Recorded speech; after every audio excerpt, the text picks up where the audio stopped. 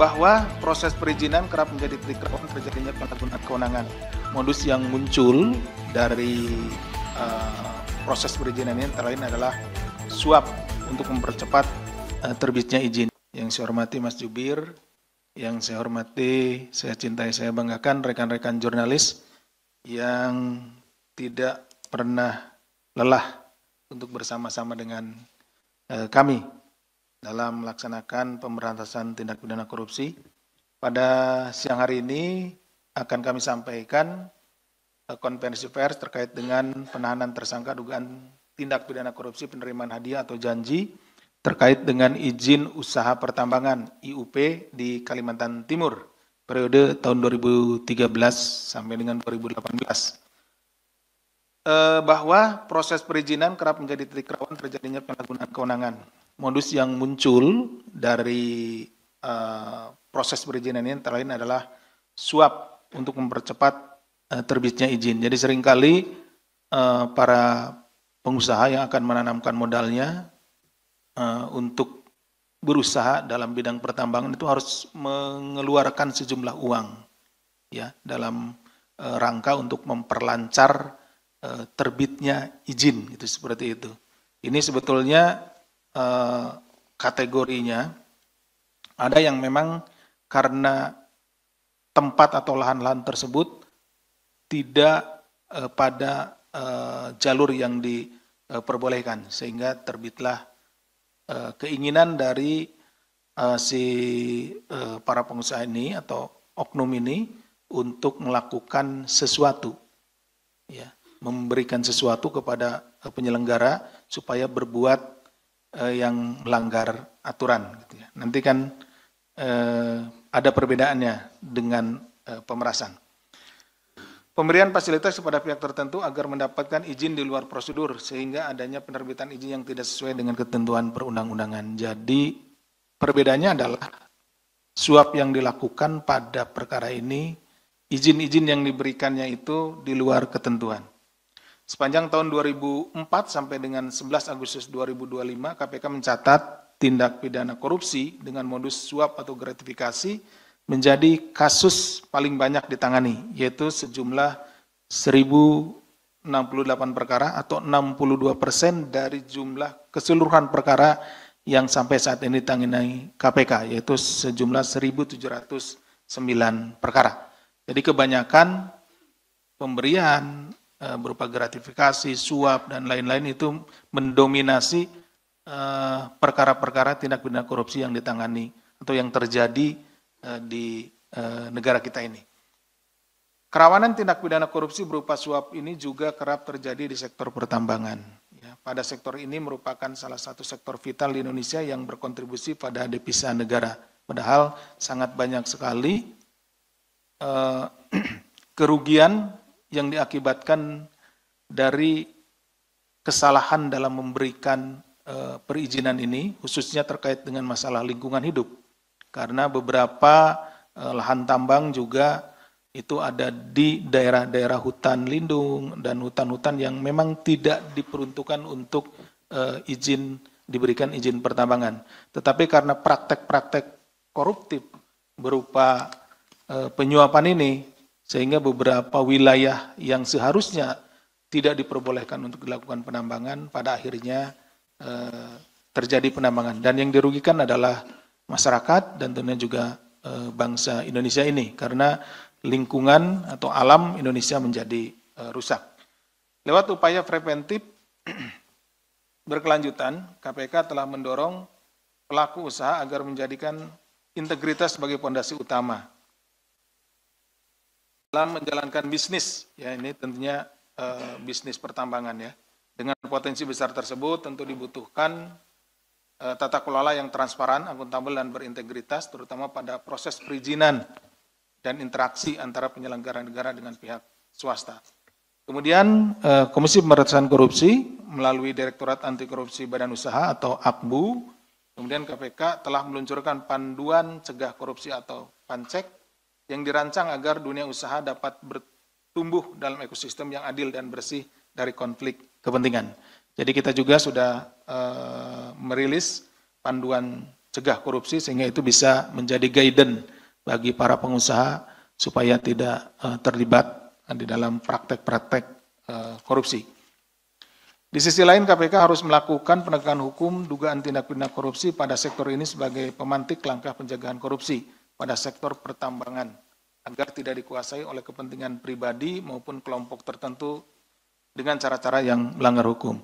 Kami tidak bosan-bosannya memperingatkan atau menyampaikan melalui kesempatan kesempatan konversi ini bahwa segeralah untuk diperbaiki tata kelolanya.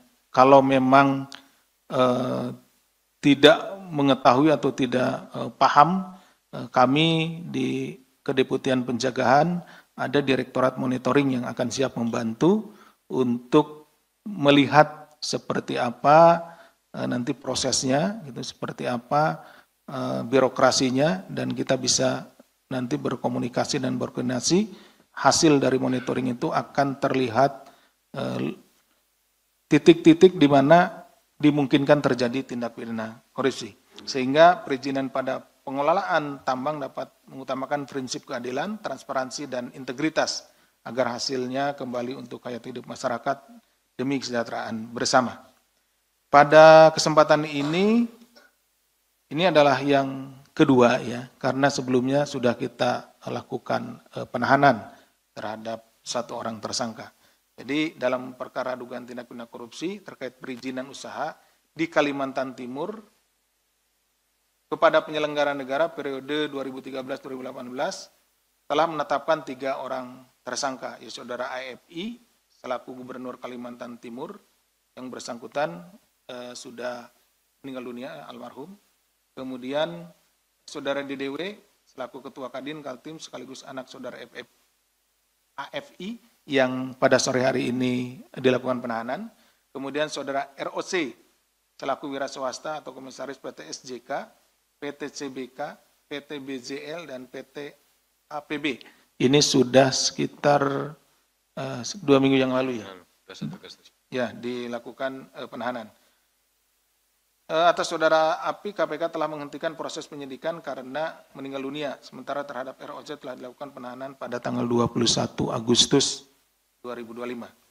Kemudian pada kesempatan ini KPK kembali menyampaikan terkait upaya paksa penahanan terhadap Saudara DDW selaku Ketua Kadin Kalimantan Timur dan juga anak Saudara AFI. Saudari DDW ditahan untuk 20 hari pertama terhitung sejak tanggal 9 September, Saudari DDW ditahan untuk 20 hari pertama terhitung sejak 9 September sampai dengan 28 September 2025. Penahanan dilakukan di cabang Rumah Tahanan Negara kelas 2A Jakarta Timur di Pondok Bambu. Ya. Konstruksi perkara sebagai berikut. Pada bulan Juni 2014 diawali Saudara ROC yang bermaksud mengurus perpanjangan 6 izin usaha. Ya. Jadi ROC ini adalah pengusaha yang akan melakukan eksplorasi pertambangan di Kalimantan Timur, melakukan perpanjangan 6 izin usaha pertambangan kepada pemerintah Provinsi Kalimantan Timur melalui koleganya Saudara IC dan Saudara SUG selaku maklar. Ya. Kemudian pada saat proses perpanjangan IUP pada Dinas Energi dan Sumber Daya Mineral ESDM Kaltim, Saudara DDW meminta kepada pihak-pihak terkait untuk memproses dokumen perpanjangan 6 IUP yang dimaksudkan dengan meminta sejumlah fee ya sebelum disetujui oleh Saudara AFI. Jadi karena hubungannya anak dengan bapak ya, di antara Saudara AFI waktu itu adalah gubernur, jadi hubungan kedekatan secara kekeluargaan di yang bersangkutan minta lebih dahulu sejumlah fee ya sebelum disetujui oleh orang tuanya atau oleh gubernur.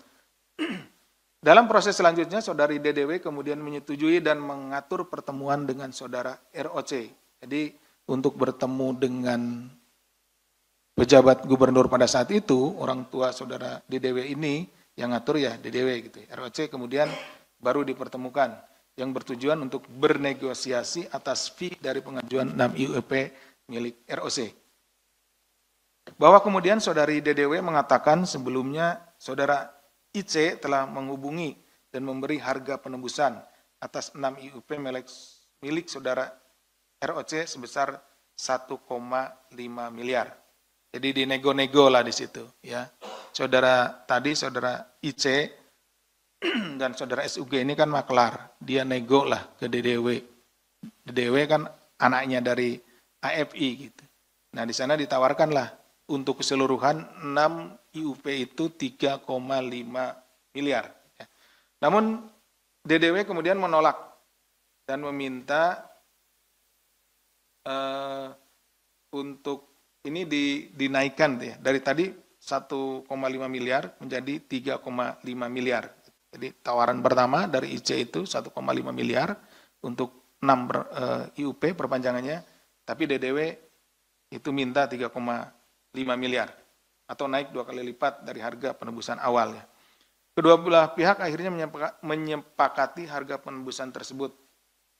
Saudari DDW dan saudara ROC bertemu di sebuah hotel yang berlokasi di Samarinda, di mana saudari DDW melalui saudara IC menerima uang sejumlah 3 miliar dalam pecahan Singapura dollar, kemudian 500 juta dalam pecahan juga Singapura dollar. Melalui saudara SUG. Setelah terjadi transaksi, dimaksud saudara ROC melalui saudara IC menerima dokumen 6 IUP dari saudara DDW yang diantarkan oleh saudara IJ selaku babysitter dari saudara DDW. Jadi untuk penyerahan SK-nya itu di rumah. Jadi diserahkannya oleh babysitternya gitu. Tapi untuk penyerahan uangnya tadi yang 3 miliar dalam pecahan dolar Singapura dan 500 juta rupiah itu di hotel diserahkan. Jadi uang dulu diserahkan, kemudian baru perpanjangan IUP-nya. Bahwa setelah transaksi selesai, saudara DDW kemudian meminta fee tambahan kepada ROC melalui SUG. Namun saudara ROC tidak menanggapi permintaan tambahan tersebut. Jadi maksudnya ingin tambah lagi gitu dari 3,5. Padahal tadi awalnya ditawar 1,5, kemudian tidak mau naik jadi 3,5 gitu, seperti itu. Atas perbuatan tersangka DDW dipersangkakan melanggar pasal 12 huruf A atau pasal 12 huruf B atau pasal 11 Undang-Undang Nomor 31 Tahun 1999 sebagaimana telah diubah dengan Undang-Undang Nomor 20 Tahun 2001 tentang perubahan atas Undang-Undang Nomor 31 Tahun 1999 tentang pemberantasan tindak pidana korupsi. Junto pasal 55 ayat 1 ke 1 Kitab Undang-Undang Hukum Pidana. Demikian bisa kami sampaikan. Terima kasih.